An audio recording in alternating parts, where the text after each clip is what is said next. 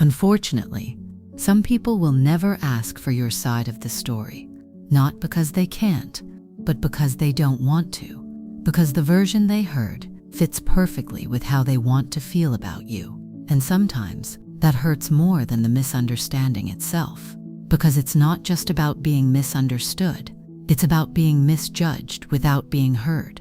Most people believe that truth matters, but in reality, perception matters more to those who are not willing to question what they believe. Once someone hears something that aligns with their emotions, their ego, or their assumptions, they stop searching for clarity.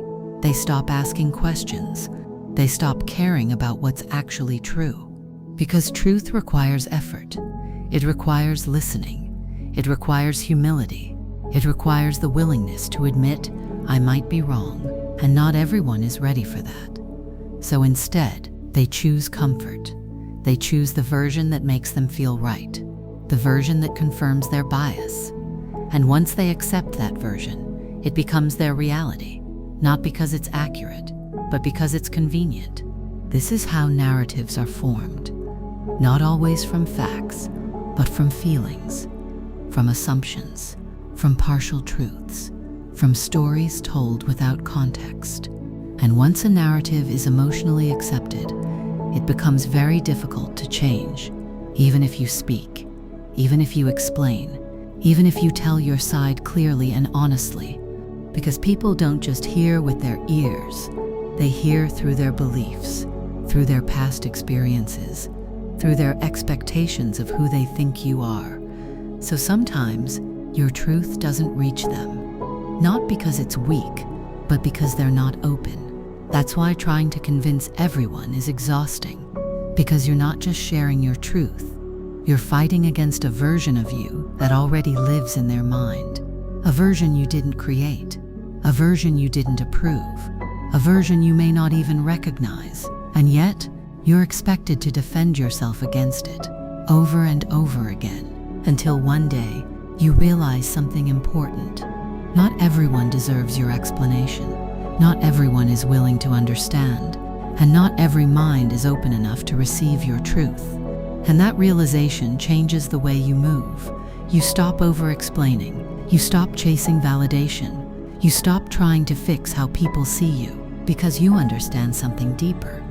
People don't always see you for who you are. They see you for who they've decided you are.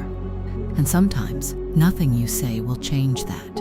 And that's not your failure. That's their limitation. There is a quiet strength in accepting that you cannot control every narrative about you.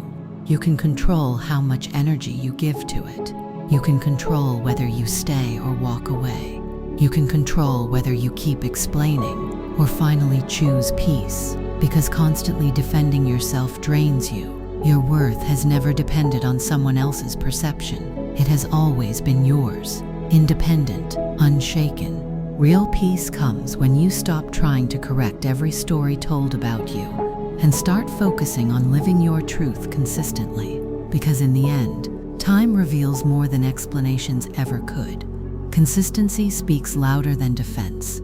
Character speaks louder than rumors, and truth has a way of surfacing, even when people try to ignore it. So if someone chooses not to ask your side, let them. If they prefer a version of you that fits their narrative, let them. Because forcing understanding where there is no openness only creates more frustration, and your peace is more valuable than their opinion. Not everyone will understand you. Not everyone will see you clearly, and not everyone is meant to. Some people are only meant to misunderstand you and walk away with a version that was never real, because the people who truly matter will ask, will listen, will seek to understand before they decide, and those are the only ones worth explaining yourself to. Everyone else can keep the version they chose.